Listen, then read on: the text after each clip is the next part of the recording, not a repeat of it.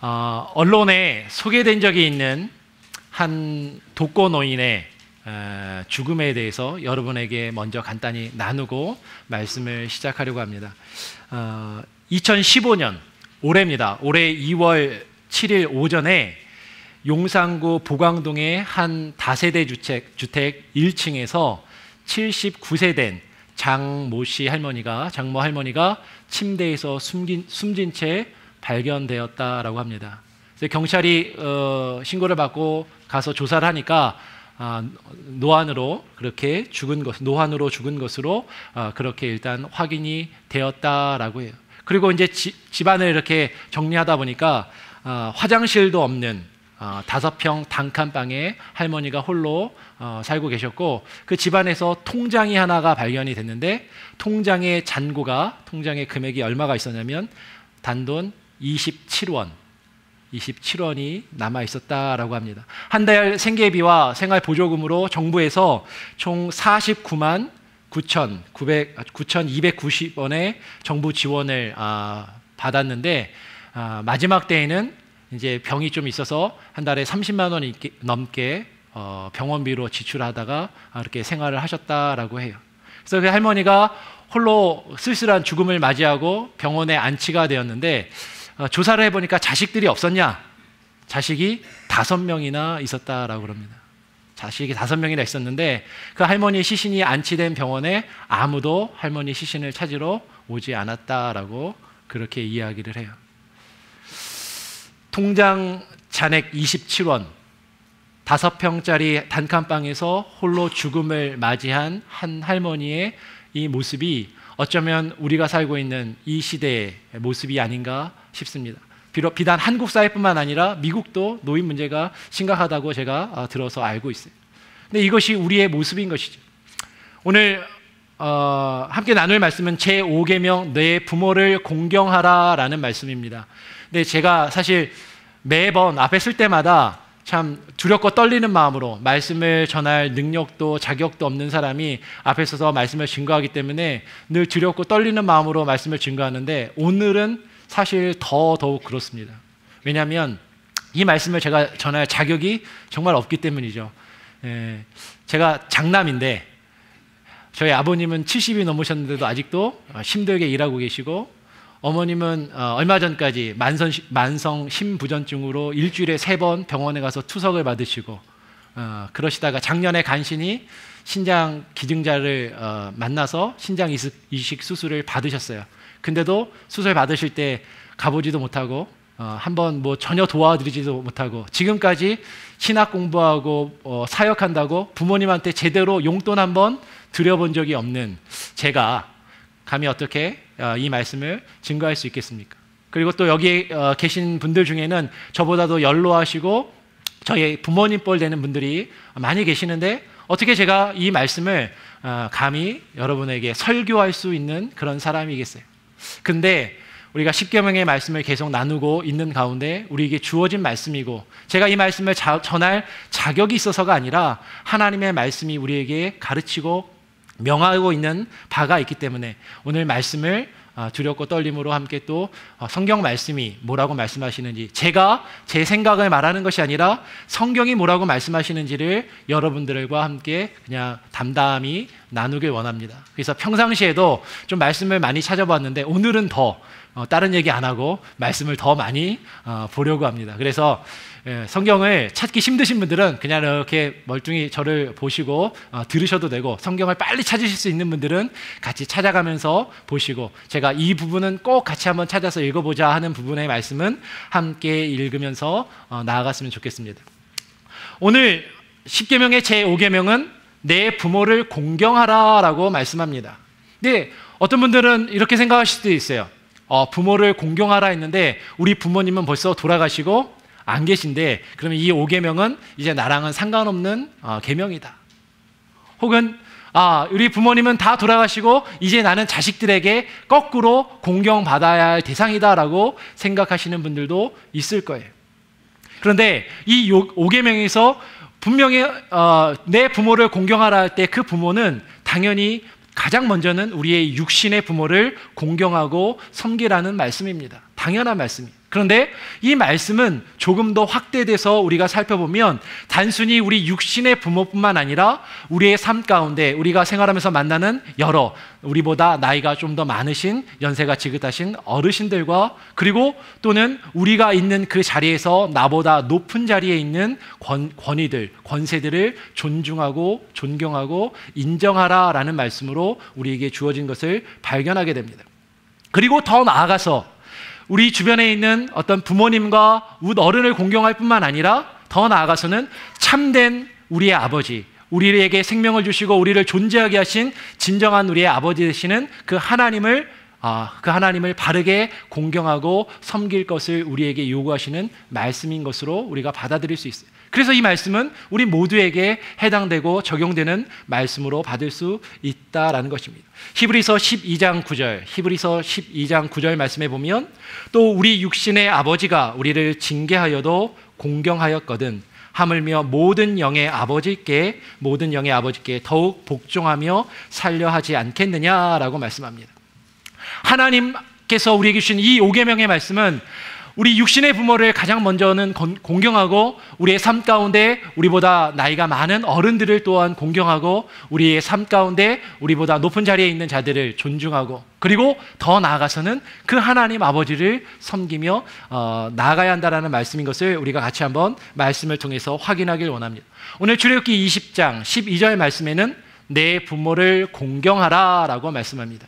공경하라라고 할 때 그 공경한다라는 그 말씀의 뜻은 무엇인가 하는 것이에요. 우리말에서 공경이라는 말은 한자어죠. 그래서 한자를 찾아보니까 공손히 받들어 모신다라는 그런 뜻이 있습니다. 공손히 받들어 모신다. 히브리어로는 카베드라는 단어를 써요. 근데 이 카베드라는 말이 원래는 형용사입니다. 그래서 무겁다, 무거운이라는 말이에요. 그러니까 이 말의 의미는 무거운이라는 형용사에서 파생된 동사로 무겁다, 무겁게 만들다, 무겁게 여기다, 중하게 여기다, 중히 여기다, 존중하다, 존경하다 이렇게 우리가 해석할 수 있는 말씀인 것이. 근데 오늘날 세대는 어떻게 되었냐면 우리가 우리 자식에게 대할 때도 그렇지만 우리 부모님께도 더 그렇고 부모님을 무겁게, 중하게 여기기보다는 너무나도 가볍게 여기는 세대가 되었어요. 부모가 너무 우리에게 가벼운 존재가 되었고 무겁게 존중받는 그런 대상이 아니게 된 것을 우리가 바라보게 됩니다. 그렇다면 오늘 성경에서 공경한다라는 그 말씀, 그 말이 어떤 대상들에게 구체적으로 적용되고 있는지를 우리가 같이 한번 먼저 살펴보기 원해요. 제일 먼저 레위기 19장 32절 말씀해 보니까 너는 하얗게 센 머리 앞에 일어서고 노인의 얼굴을 공경하며 내 하나님 여호와를 내 하나님을 경외하라라고 말씀합니다. 또 디모데전서 6장 1절 말씀해 보니까 무릇 멍에 아래에 있는 종들은 자기 상전들을 범사에 마땅히 공경할 자로 알지니. 오늘 말씀은 이야기하는 것이죠. 우리가 우리 부모만 공경하는 것이 아니라 우리 부모와 같이 연세가 많은 분들도 공경해야 된다. 그리고 동일한 마음으로 하나님을 공경해야 되고 그리고 무릇 자기보다 위에 있는 상전들을 공경할 자로 알고 공경해야 한다라고 말씀하고 있습니다. 또한 디모데전서 2장 17절 말씀, 디모데전서 2장 17절에 보면 뭇 사람을 공경하며 형제를 사랑하며 하나님을 두려워하며 왕을 존대하라라고 이야기합니다. 그러면 윗사람만 존경하면 되느냐? 아니요. 모든 사람을 대할 때 우리가 존경하는 마음으로 대하라라고 이야기합니다. 그러한 마음으로 형제를 사랑하며 하나님을 두려워하고 더 나아가서 우리를 다스리고 통치하는 권세자들, 통치자들을 또한 존대하고 우리 예전 개혁성경에는 공경하라라고 그렇게 말씀하고 있어요. 사람을 향해서만 공경하라라고 이야기하지 않고 성경 말씀을 보니까 레위기 19장 30절과 레위기 26장 2절 말씀, 사실 지난주에 우리가 함께 나누었던 말씀 중에 한 부분입니다. 그 말씀에 보니까 너희는 내 안식일을 지키며 내 성소를 경외하라, 내 성소를 공경하라, 나는 여호와니라 라고 말씀하는 것을 보게 돼요.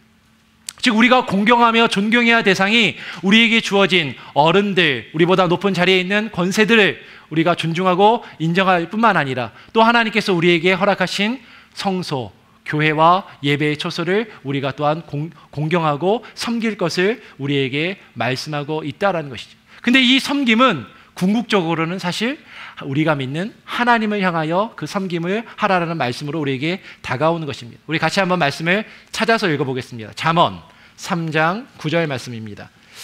시편 뒤에 잠언이 있습니다. 잠언 3장 9절 말씀, 제가 가진 성경으로 구약성경 913쪽에 있습니다. 구약성경 913쪽에 있는 잠언 3장 9절 말씀을 같이 한번 한 목소리로 읽어보길 원합니다. 잠언 3장 9절 시작. 내 재물과 내 소산물의 처음 익은 열매로 여호와를 공경하라. 결국 하나님께서 우리에게 우리 부모를, 육신의 부모를 공경하고, 우리보다 나이가 많으신 어른들을 공경하고, 우리보다 높은 자리에 있는 권위들을 존중하고, 또 통치자를 존경하고, 또 하나님의 교회의 성소를 공경하라라는 것은 결국 그것들을 우리에게 허락하신, 그것들을 우리에게 부여하신 하나님의 주권과 하나님의 능력을 인정하며 하나님을 공경하는데 그 뜻이 있다라는 것입니다. 우리가 그 하나님의 말씀에 따라서 우리의 부모를 바르게 공경하기 위해서는 거꾸로 반대로 어떻게 하는 것이 부모를 공경하지 않는가 하는 것을 성경 말씀에서 찾아볼 수 있습니다. 부모를 공경하지 않는 첫 번째는 무엇이냐면 부모에게 기쁨거리가 되지 않고 근심거리가 되는 것이 부모를 공경하지 않는 것이다 라고 이야기합니다. 우리 잠언 말씀을 폈는데 동일하게 잠언 10장, 잠언에 부모를 공경하라라는 말씀이 여러 군데가 나옵니다. 잠언 10장 1절 말씀 같이 한번 읽어보겠습니다. 잠언 10장 1절, 솔로몬의 잠언이라. 지혜로운 아들은 아비를 기쁘게 하거니와 미련한 아들은 어미의 근심이니라. 또한 잠언 17장 25절, 잠언 17장 25절도 보면 미련한 아들은 그 아비의 근심이 되고 그 어미의 고통이 되느니라. 부모를 공경하는 가장 기본적인 방법은 뭐냐면 부모의 근심거리가 되지 않고 부모의 기쁨이 되는 것입니다. 이 세상에서 지혜로운 자가 되어서 자신의 삶을 바르게 살아가고 자신의 앞가름을 할 수 있는 그런 자녀로서 살아갈 때 부모에게 근심거리가 되지 않고 기쁨이 되는 것이죠. 그것이 부모를 공경하는 가장 첫 번째 방법입니다. 그런데 조금 더 나아가서 부모에게 기쁨거리가 되고 근심거리가 되지 않는 것뿐만 아니라 잠언 말씀은 좀 더 나아가서 부모를 즐겁게 하지 못하고 오히려 그 부모를 업신여기거나 구박하거나 욕하고 저주하는 것, 그것은 부모를 공경하지 않는 것이다 라고 이야기합니다. 또 한번 같이 읽어볼까요? 잠언 15장 20절의 말씀입니다. 잠언 15장 20절 같이 읽겠습니다. 지혜로운 아들은 아비를 즐겁게 하여도 미련한 자는 어미를 업신여기느니라. 업신여기느니라. 또한 잠언 30장 12절, 잠언 30장 11절에도 아비를 저주하며 어미를 축복하지 아니하는 무리가 있느니라 라고 말씀합니다. 또 잠언 19장 26절 말씀에도, 잠언 19장 26절 말씀에도 아비를 구박하고 어미를 쫓아내는 자는 부끄러움을 끼치며 능욕을 부르는 자식이니라 라고 말씀해요. 부모를 공경하지 않는 좀 더 구체적인 모습은 뭐예요? 부모를 구박하고 부모를 향해서 욕하고 부모를 저주하고 또 그 부모가 내 마음에 맞지 않는다고 함께 지내며 함께 사는 것이 힘들다고 부모를 쫓아내는 그러한 자녀가 부모를 능욕하는, 그리고 부모를 공경하지 않는 자라고 성경은 분명하게 말씀하고 있는 것이에요. 그리고 더 나아가서 무엇을 이야기하냐면 부모의 재산을, 부모의 것을 내 것인 양 함부로 사용하는 것에 대해서도 말씀하고 있습니다. 같이 한번 더 볼까요? 잠언 28장 24절의 말씀입니다. 잠언 28장 24절의 말씀 같이 한번 읽겠습니다. 부모의 물건을 도둑질하고서도 죄가 아니라 하는 자는 멸망받게 하는 자의 동류이니라. 사실 우리는 그런 마음을 가지고 있죠. 부모님 거는 다 내 거야. 부모님 돌아가시면 결국 다 내 거가 될 건데 라고 생각하고, 솔직히 우리도 우리 자식들에게 야, 엄마 아빠께 다 니네 거야, 너희 거야. 근데 왜 그러냐 라고 사실 이야기합니다. 그리고 부모의 것을 함부로 가져다가 내가 필요하면 가져다가 함부로 사용하는 것을 보게 됩니다. 그런데 오늘 말씀은 부모의 물건을 부모가 허락하지 아니하였는데, 부모가 우리에게 주시지 않았는데 함부로 가져다 쓰는 것을 뭐라고 얘기해요? 도둑질이라고 이야기합니다. 여러분, 자녀에게 엄마 아빠께 다 니네 거야 라고 얘기하는데, 그 자녀들이 갑자기 어느 날 와가지고 몰래 엄마 아빠 지갑에서 단돈 20불이라도 딱 꺼내가면 기분이 어때요? 좋아요? 우리는 사실 괜찮습니까? 근데 사실 부모의 것을 함부로 가져다 쓰는 것을 성경은 도둑질이라고 이야기합니다. 그리고 부모의 것을 함부로 가져다가 사용하면서 그것을 죄가 아니라고 말하는 자들은 어떤 자들이다? 멸망받는 자들과 동일한 자들이다. 멸망받아 마땅한 자들이다 라고 이야기하는 것을 보게 돼요. 그럼 부모를 공경하는 것, 그 부모를 무겁게 여기고 존중하고 그 부모에 향하여 우리가 마땅히 하여야 할 것을 지켜 행하여 하는 것이 바로 부모를 공경하는 것입니다. 성경에서 부모를 공경하라라는 것이 얼마나 중요한 말씀인가 성경의 여러 군데서 우리에게 말씀하고 있는 것을 보게 됩니다. 제가 한번 그냥 쭉 읽어보겠습니다. 성경을 찾기 좀 어려우신 분들은 그냥 쭉 들으시면 되겠어요. 잠언 23장 25절 말씀에, 잠언 23장 25절 말씀에 보면 너의 부모를 즐겁게 하며 너를 낳은 어미를 기쁘게 하라 라고 말씀합니다. 그리고 골로새서 3장 20절과 잠언 1장 8절, 잠언 23장 22절 말씀을 보면 부모의 훈계를 들으며 그 말을 청종하여 순종하라 라고 명령하고 있어요. 그리고 디모데전서 5장 4절 말씀을 보면 자기 자신뿐만 아니라 다른 사람에게도 부모를 공경할 것을 가르치라 라고 말씀하고 있습니다. 우리가 우리의 부모를 공경해야 돼. 그리고 부모를 바르게 공경하지 못하는 사람에게 부모를 공경하자, 공경해야 한다라고 말해야 하고 우리의 자녀에게도 부모를 공경할 것을 가르쳐야 한다라고 성경은 말씀하고 있는 것입니다.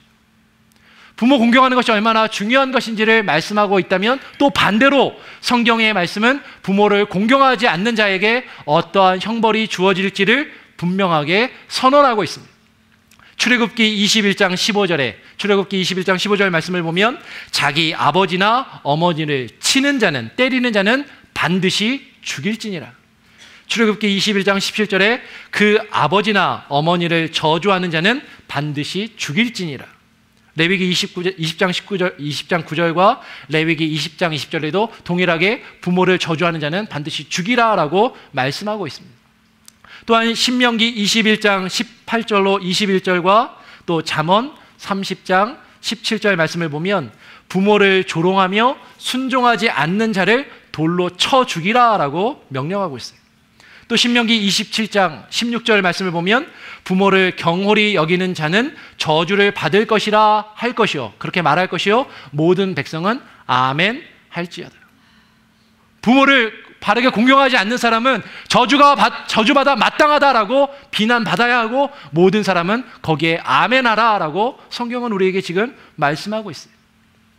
디모데후서 3장 1절로 5절 말씀을 보면 말세 마지막 때의 사람들이 얼마나 악하게 타락할 것인가를 하나하나 말씀합니다. 그 중에 하나가 부모를 공경하지 않는 자예요. 부모를 거역하는 자를 언급하면서 그러한 자들에게서 너희는 돌아서라. 그런 사람들과 상종하지 말고 그런 사람들을 상대하지 말고 함께하지 말라라고 성경은 우리에게 말씀하고 있다라는 것이, 부모를 공경하는 것이 성경에서 얼마나 강조되고 있는지를 말씀드리는 겁니다. 그것은 10계명의 제5계명이 차지하는 그 위치를 통해서도 우리가 알 수가 있어요. 첫 시간에 10계명의 개요의 말씀을 드리면서 제1계명부터 4계명까지는 누구에 대한 말씀이라고요? 하나님께 대한 말씀. 마태복음 22장 37절로 40절의 말씀을 봐도 예수님께서 20계명을 한마디로 정리하셔서 첫 번째는 하나님에 대한, 하나님 사랑으로 말씀하고 있어요. 그리고 5계명부터 10계명까지 6개의 계명은 누구를 향한?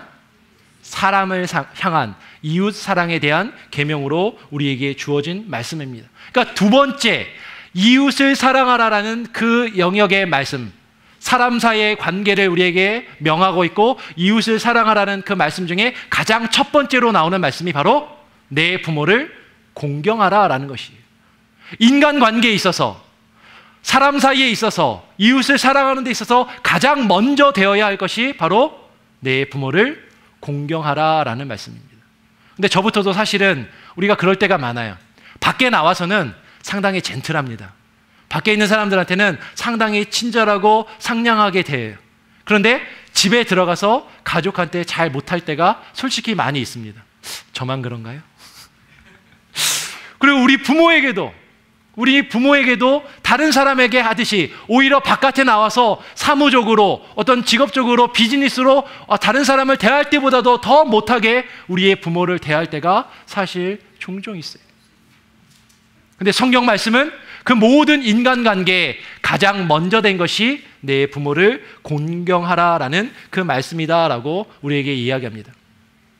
근데 재밌게 예수님께서도 이 십계명의 말씀을 또 말씀하시는데요. 십계명의 말씀 중에서 예수님은 거꾸로 내 부모를 공경하라라는 말씀을 예수님은 제일 나중에 말씀하세요. 같이 한번 찾아볼까요? 마태복음 19장. 같이 한번 이 성경을 찾아서 읽어보겠습니다. 중요한 말씀이니까. 마태복음 19장 16절부터 19절까지의 말씀입니다. 이 마태복음 19장 19절에 있는 말씀이 마가복음에도 나옵니다. 마가복음 10장 17절로 19절에도 나오고 누가복음 18장 18절로 23절에도 동일하게 부모 공경에 대한 내용이 맨 마지막에 나오는데 마태복음을 우리가 같이 한번 찾아서 함께 교독으로 읽어보겠습니다. 마태복음 19장 16절입니다. 어떤 사람이 주께 와서 이르되 선생님이여 내가 무슨 선한 일을 하여야 영생을 얻으리이까?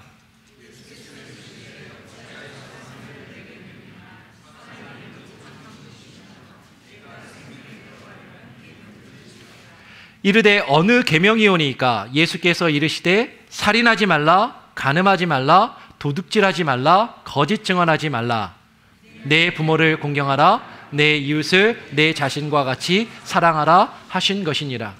오늘 말씀해 보니까 어떤 사람이 예수님께 찾아왔습니다. 그리고 예수님께 묻는 것이죠. 내가 무슨 어떤 선한 일을 하여야 영생을 얻을 수 있겠습니까? 그랬더니 예수님이 대답하시는 거예요. 네가 정말 영생을 얻기 원한다면 계명들을 지켜라. 그 사람이 거꾸로 묻습니다. 어떤 계명입니까? 그랬더니 예수님께서 말씀하시기를 뭐라고요? 살인하지 말라, 간음하지 말라, 도둑질하지 말라, 거짓 증언하지 말라. 그리고서 맨 마지막에 내 부모를 공경하라라고 말씀합니다. 아까 말씀드렸던 것처럼 마가복음 10장이나 누가복음 18장의 말씀을 보면 이웃의 것을 탐하지 말라라는 말씀도 들어가 있어요. 그리고 역시 맨 마지막에 내 부모를 공경하라라는 말이 나옵니다. 그리고 결론적으로 뭐라고 나오냐면 내 이웃을 내 자신과 같이 사랑하라 하신 것이니라. 여러분, 그러면 예수님은 십계명의 제일 앞에 있던 거를 맨 뒤에 거꾸로 말씀하셨으니까 별로 중요하지 않다라고 말씀하신 건가요? 아니죠. 반대죠. 여러분, 십계명의 제일 5계명, 이웃사랑에 대한 계명 중에 가장 먼저 내 부모를 공경하라라는 말씀이 가장 먼저 나온다라는 건 유대인이라면 누구나 다 아는 사실이에요. 그렇죠? 오늘 성경 말씀을 봐도 살인하지 말라, 간음하지 말라, 도둑질하지 말라, 거짓 증언하지 말라 순서대로 되어 있습니다. 그런데 제일 먼저 나온 내 부모를 공경하라만 맨 뒤에 가 있어요. 우리가 어떤 대화를 하다 보면 화법에서 어떤 게 있냐면 도치라는 게 있죠. 우리가 너무나도 익숙한 순서가 있는데 그 익숙한 순서에서 그 순서를 거꾸로 놓게 되면 그 거꾸로 놓은 것을 뭐 하기 위해서? 강조하기 위해서. 즉, 내 부모를 공경하라는 게 너무 그냥 당연하고 당연한 것처럼 그냥 앞에 나오니까 그런가 보다 했는데 그것이 가장 앞에 있어야 할 것이 맨 뒤로 가서 예수님께서 말씀하심으로 내 부모를 공경하라는 것을 더 강조해서 말씀하고 계신다라는 것입니다. 그리고 결론적으로 내 이웃을 내 자신과 같이 사랑하라. 너의 부모도 너 자신과 같이 사랑하라라고 말씀하고 있는 것입니다. 여러분의 부모를 여러분 자신과 같이 사랑하고 계십니까? 근데 오늘 이 말씀을 보니까 조금 우리가 한 가지 더 생각해야 할 부분이 있습니다. 이 어떤 사람이 와서 주께 와서 물어봤어요. 뭐라고 물어봤어요? 내가 무슨 선한 일을 하여야 무엇을 얻을 수 있겠습니까? 영생을 얻을 수 있겠습니까? 내가 무슨 선한 일을 하여야 영생을 얻을 수 있겠습니까? 라고 이야기해요. 물어봐요. 그랬더니 예수님의 대답은 뭐라고 대답하세요? 내가 생명에 들어가려면, 내가 영생에 들어가려면, 내가 그 영생을, 우리말로 쉽게 다르게 말하면 구원을 얻으려면 계명들을 지키라라고 말씀합니다. 그럼 예수님의 대답이 네가 생명을 얻으려면, 영생을 얻으려면 그 계명들을 지키라라고 말씀하는 거예요. 예수님이 지금 거짓말하고 계시는가요? 아니요. 이 계명을 지켜야 구원을 얻을 수 있습니다. 목사가 앞에서 좀 이상한 소리 하네? 이렇게 생각하시는 분들도 있는데 말씀을 조금 더 이어서 같이 한번 보겠습니다. 그러니까 19장, 마태복음 19장 20절 말씀에 그 청년이 이르되 이 모든 것을 내가 지켜 싸운데 아직도 무엇이 부족하니까? 라고 대답합니다. 그랬더니 예수님께서 이르시되, 거꾸로 대답하십니다.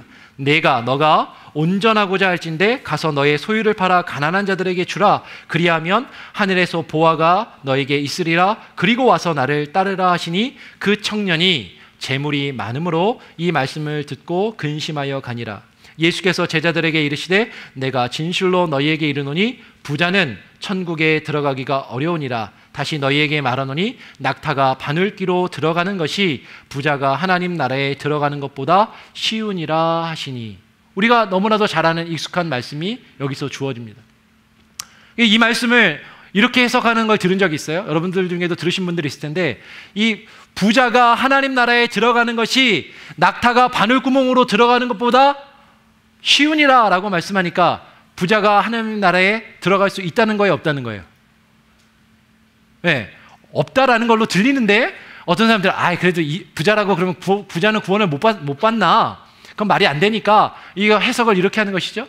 당시 고대에 그 바늘 구멍이라고 불리는 문이 있었는데, 조그만 문이라는 거죠. 어른들도 고개를 이렇게 숙여야 들어갈 만한 그런 어떤 뒷문이 성전에 있었는데, 이 문을 낙타를 짐을 싣고는 도저히 들어갈 수 없다라는 것이죠. 그래서 이 낙타가 들어가기 위해서는 낙타에 실은 짐을 다 내려놓고 그 짐을 손으로 들어서 끌어서 옮기고, 낙타도 무릎을 끌려서 질질 끌고서 가야 그 문을 들어갈 수 있는 문이 있었다라고 이야기하면서, 부자가 하나님 나라에 들어가려면 부자가 자신이 가진 것을 다 하나님 앞에 내려놓고 겸손히 낮아져야 구원을 받을 수 있다라고 그렇게 해석하는 말씀을 들은 적이 있어요. 여러분들 중에 들으신 적 있어요? 예, 뭐 이렇게 해석하는 경우도 있습니다. 그런데 오늘 이 말씀은 부자가 구원받는 것이 어려우니까 부자는 자신의 재물을 다 포기하고 겸손히 낮아져야 한다라고 부자에게만 주시는 말씀인가 하는 것이에요. 그렇지 않습니다. 오늘 예수님께서 낙타가 바늘귀로 들어가는 것이 부자가 하나님의 나라에 들어가는 것보다 쉬우니라 라고 말씀을 하시니까, 바로 이어서 마태복음 19장 25절에 제자들이 듣고 몹시 놀라 이르되, 뭐라고 얘기합니까? 그렇다면 누가 구원을 얻을 수 있으리까? 그러면 누가 구원을 얻을 수 있겠습니까? 부자만 구원을 못 받는다라는 게 아니라 구원을 다 받을 수 없겠다라고 이야기하는 것이죠. 여러분, 이 말씀은 부자가 하늘나라에 들어가는 것이, 하나님 나라에 들어가는 것이 낙타가 바늘구멍으로 들어가는 것보다 어렵다라는 이 이야기는, 부자는 하나님 나라에 들어갈 수 없다. 그리고 부자뿐만 아니라 그럼 누가 하나님 나라에 들어갈 수 있겠는가 하는 것이에요. 하나님 나라에 들어갈 사람이 없다라는 것이죠. 이 이야기에 예수님께서 바로 이어서 26절에 뭐라고 말씀하십니까? 예수께서 그들을 보시며 이르시되, 이 말씀이 아주 중요한 말씀이에요. 같이 한번 읽어볼까요? 사람으로는 할 수 없으나 하나님으로서는 다 하실 수 있느니라. 여러분, 사람은 사람의 힘으로는 계명을 지켜서 하나님의 나라에 구원을 얻을 수가 없어요.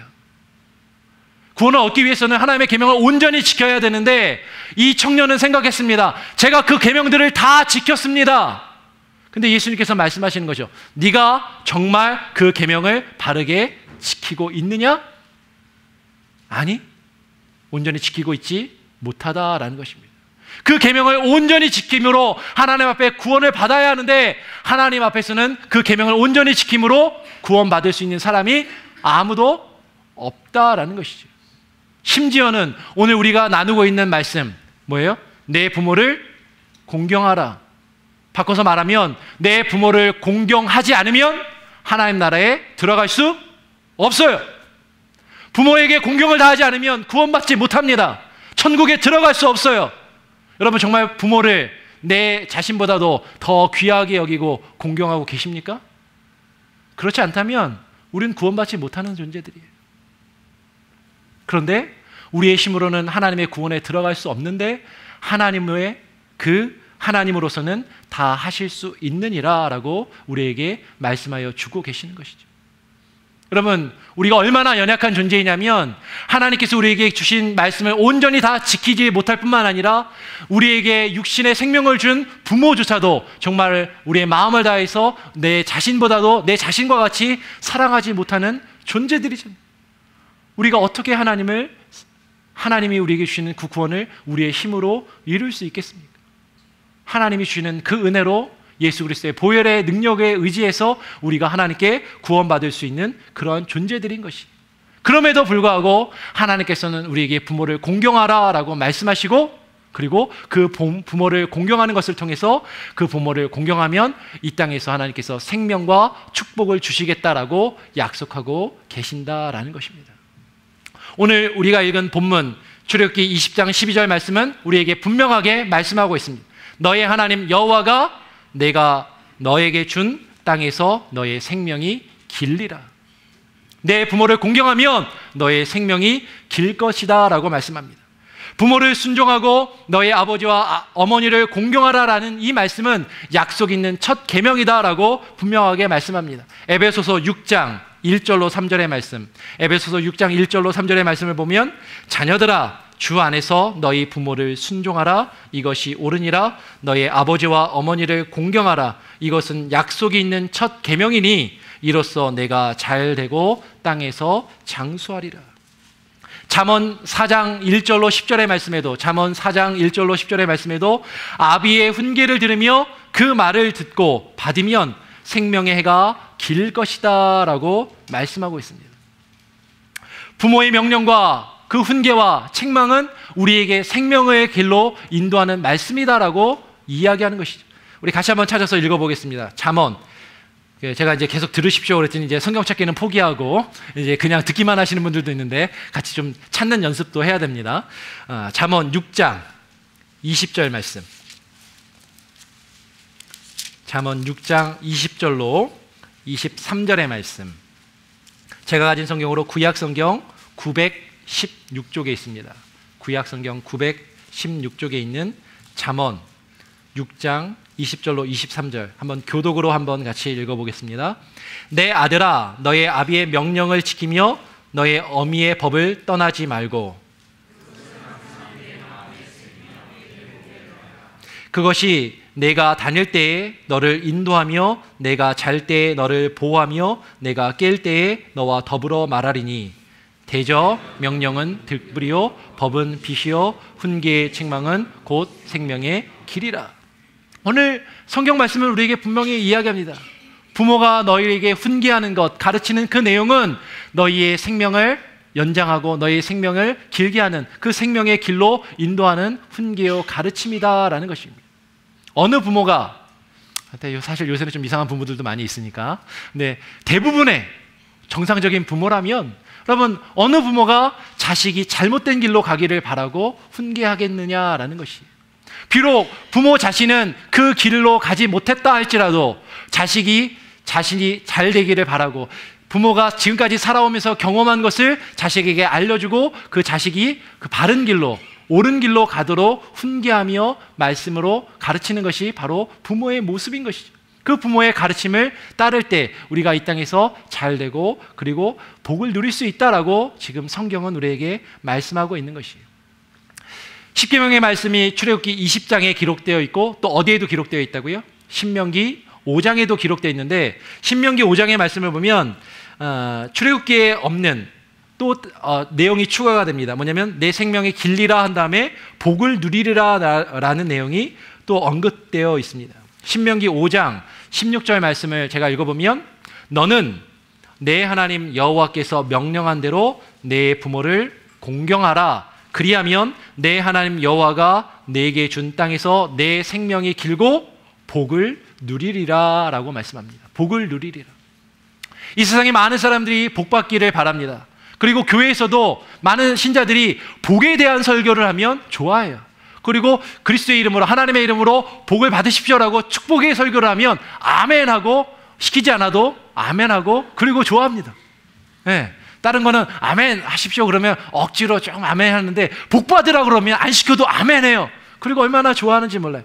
근데 그 복에 대한 개념이 이 세상에서 물질의 복과 건강의 복과 이 세상에서 명예와 권세를 누리는 이 땅의 복만을 결코 우리에게 말씀하고 있지 않다라는 것입니다. 물론 이 세상에서 물질과 건강과 이 세상의 명예와 권력에 대한 복이, 물론 그것도 복이에요. 그러나 더 큰 복의 개념이 있다라는 것이죠.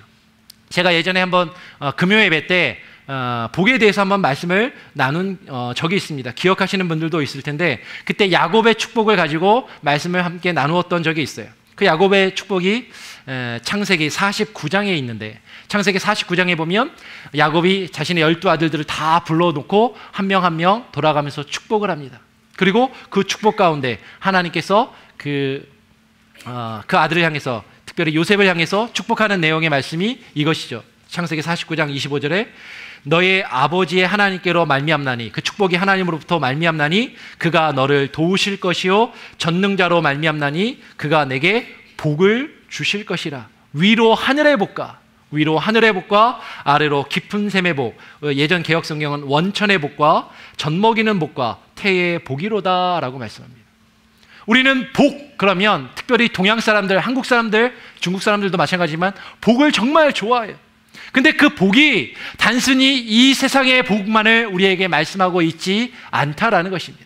하늘의 복, 하늘에서 우리에게 주시는 그 신령한 복을 사모하라라고 말씀합니다. 그리고 더 나아가서 그 하늘의 신령한 참된 복이 무엇이냐면 바로 하나님 자신이 우리에게 신령한 참된 복이다라고 말씀하고 있습니다. 우리 같이 한번 말씀을 찾아서 읽어보겠습니다. 시편 16편 1절과 2절의 말씀입니다. 시편, 잠언 앞에 있습니다. 시편 16편 1절과 2절. 제가 가진 성경으로 구약성경 812쪽에 있습니다. 구약성경 812쪽에 있는 시편 16편 1절로 2절 말씀, 두 절밖에 안 되니까 다 같이 함께 읽겠습니다. 다윗의 믹담. 하나님이여 나를 지켜주소서. 내가 주께 피하나이다. 내가 여호와께 아뢰되 주는 나의 주님이시오니 주 밖에는 나의 복이 없다 하였나이다. 주 밖에는 나의 복이 없다 하였나이다.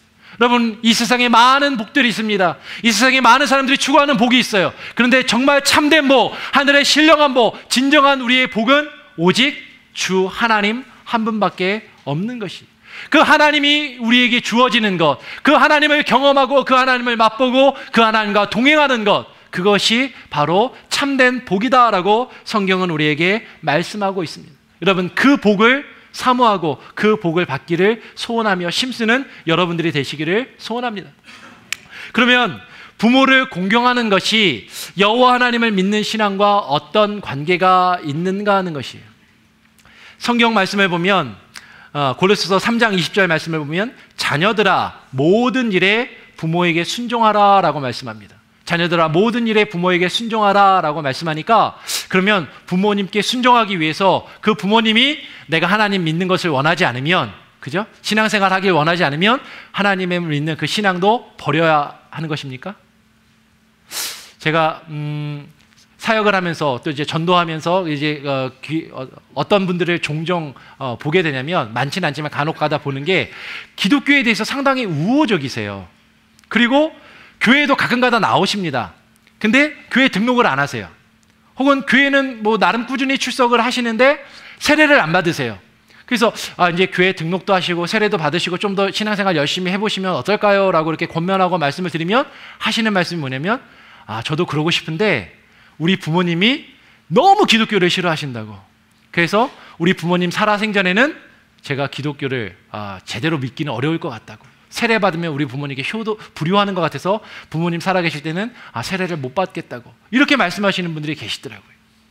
그런데 부모님에게 순종하기 위해서 우리가 우리의 믿음을 저버려야 하는 것인가? 하나님이 우리에게 요구하시는 것을 버려야 하는 것인가? 그렇지 않다라는 것이죠. 말씀은 우리에게 분명하게 증거합니다. 부모에게 순종하되 어떻게 순종해라? 주 안에서 순종하라 라고 말씀합니다. 아까 골로새서 3장 20절 말씀도 자녀들아 모든 일에 부모에게 순종하라. 이것은 주 안에서 기쁘게 하는 것이니라 라고 말씀합니다. 그리고 아까 좀 전에 우리가 읽었던 에베소서 6장 1절의 말씀도 자녀들아 주 안에서 너희 부모를 순종하라. 이것이 옳으니라 라고 말씀합니다. 하나님의 말씀과 하나님의 뜻에 어긋나면서까지, 하나님의 말씀에 불순종하면서까지 육신의 부모에게 순종할 것을 우리에게 말씀하고 있지 않다라는 것이에요. 우리 육신의 부모보다 더 크신 참된 영의 우리의 아버지 되시는 그 하나님의 말씀에 순종하고 따를 것을 하나님께서 우리에게 말씀하고 요구하고 계신다라는 것이에요. 말씀 한 군데 같이 또 찾아보겠습니다. 말라기 1장 6절 말씀, 구약 성경 맨 마지막에 있는 말씀입니다. 말라기서 1장 6절, 구약 성경 맨 뒤에 있습니다. 제가 가진 성경으로 구약 성경 1326쪽에 있습니다. 1326쪽에 있는 말라기 1장 6절의 말씀 찾으셨으면 같이 한 목소리로 함께 읽어보겠습니다. 내 이름을 멸시하는 제사장들아, 나 만군의 여호와가 너희에게 이르기를 아들은 그 아버지를, 종은 그 주인을 공경하나니 내가 아버지일진데 나를 공경함이 어디 있느냐? 내가 주인일진데 나를 두려워함이 어디 있느냐 하나 너희는 이르기를 우리가 어떻게 주의 이름을 멸시하였나이까 하는도다. 나 만군의 여호와가 너희에게 이른다. 나 만군의 여호와가 말씀한다라고 이야기하면서 아들은 그 아버지를, 종은 그 주인을 공경하는데 내가 너희의 아버지일진데, 내가 너희를 지으고 너희를 만들고 너희를 창조한 너희의 아버지일진데 너희가 나를 공경함이 어디에 있느냐? 라고 책망하고 계시는 거예요. 근데 이 책망의 말씀을 듣고 있는 사람들이 뭐라고 이야기합니까? 너희는 이르기를 우리가 어떻게, 우리가 언제 주의 이름을 멸시하였나이까 하는도다. 여러분, 정말로 하나님을 바르게 공경하고 계십니까? 하나님을 바르게 섬기고 있습니까?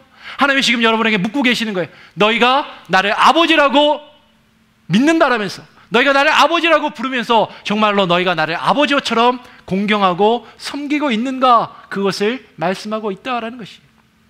여러분, 우리는 육신의 부모를 공경해야 돼. 육신의 부모를 공경하면서도 우리의 영의 아버지 되시는 하나님을 또한 먼저 섬기고 바르게 공경해야 합니다. 거기에 우선순위를 두어야 하는 것이.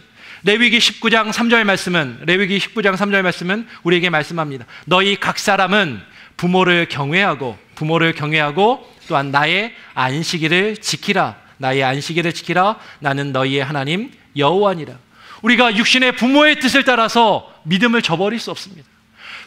우리 육신의 부모가 원하지 않는다고 하나님께 나와 예배하기를 포기할 수 없습니다. 우리는 우리 육신의 부모를 섬기되 우리 아버지께서 우리에게 원하시는 그 주일을, 안식일을 바르게 지키고 하나님께 나와 예배하기에 또한 힘쓸 수 있는 저와 여러분이 되어야만 할 것이. 근데 거꾸로도 있습니다. 신앙생활 열심히 하시는 분들을 보면 반대로 그리스도와 복음을 위해서 헌신한다라고 하면서, 교회에 헌신한다라고 하면서 부모님께 제대로 하지 못하는 저 같은 사람들이 있어요. 근데 이것을 성경은 결코 정당화하지 않고 있다라는 것입니다.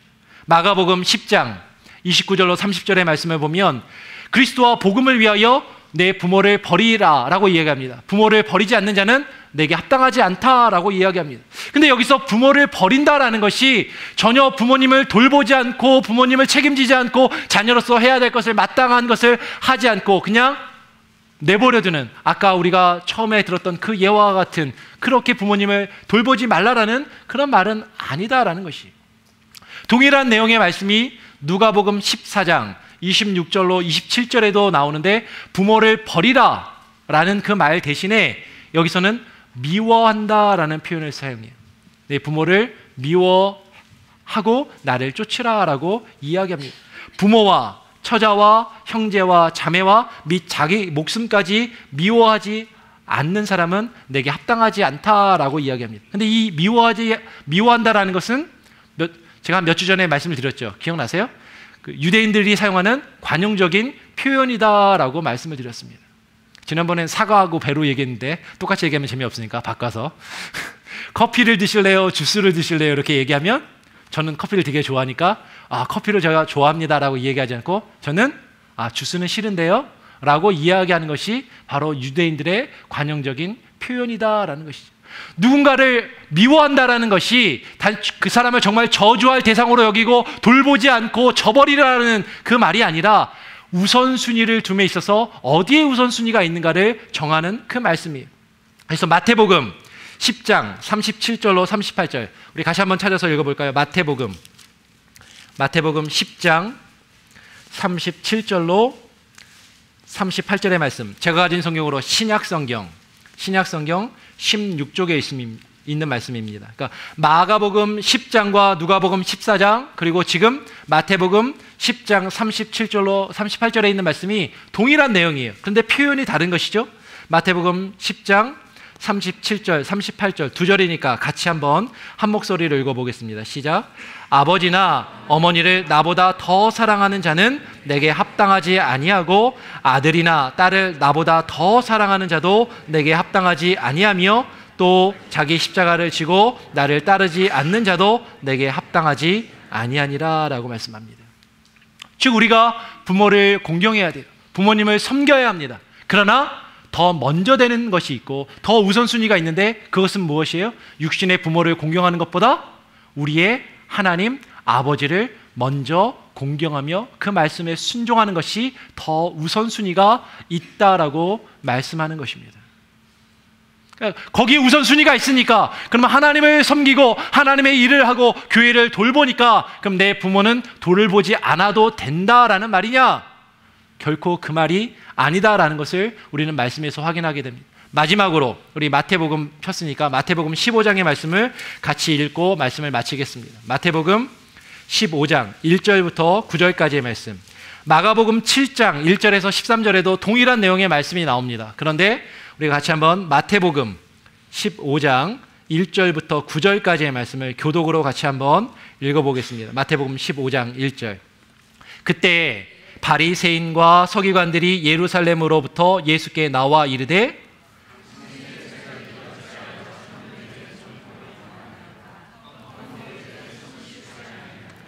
대답하여 이르시되 너희는 어찌하여 너희의 전통으로 하나님의 계명을 범하느냐?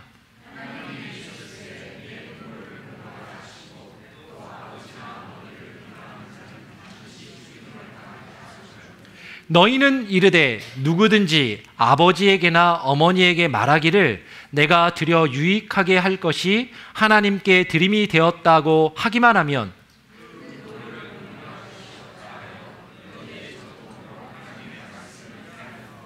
외식하는 자들아 이사야가 너희에게 관하여 잘 예언하였도다. 일렀으되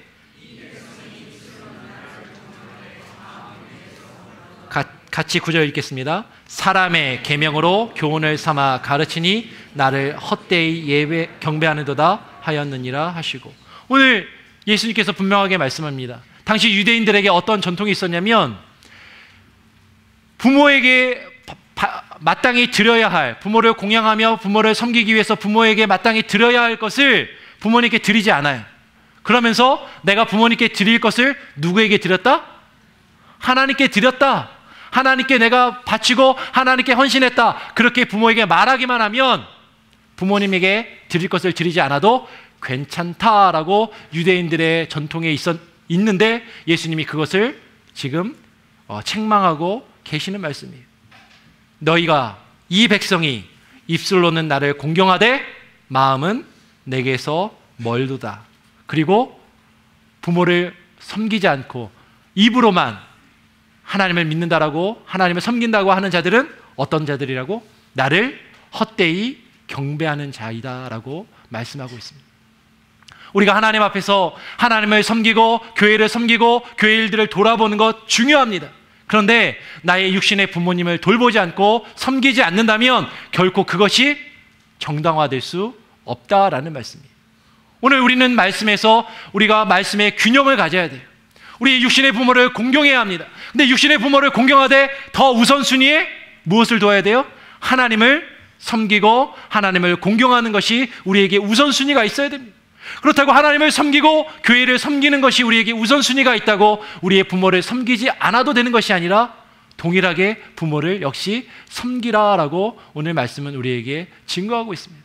여러분, 우리가 우리의 육신의 부모도 온전히 바르게 섬기지 못하면서 어떻게 하나님을 바르게 섬기고 있다라고 말할 수 있겠는가 하는 것이, 우리가 모양으로는 열심히 나와서 예배도 드리고 헌금도 드리고 하지만 그것이 결코 하나님을 바르게 예배하는 것이 아니라 오늘 말씀대로 나를 헛되이 경배하는 것이다 라고 지금 말씀에 우리에게 가르치고 있는 것입니다. 여러분, 하나님을 온전히 믿고 하나님을 섬기기 원하십니까? 하나님을 바르게 경배하기 원하십니까? 그러면 우리의 육신의 부모를 우리가 더불어 공경하고 부모를 바르게 섬김으로 하나님께서 우리에게 말씀하신 그 일들을 이룰 수 있는 저와 여러분이 되기를 간절히 소원하고 기도드립니다. 기도하겠습니다. 죄송합니다. 말씀을 이어서 찬양 먼저 하겠습니다. 나를 지으신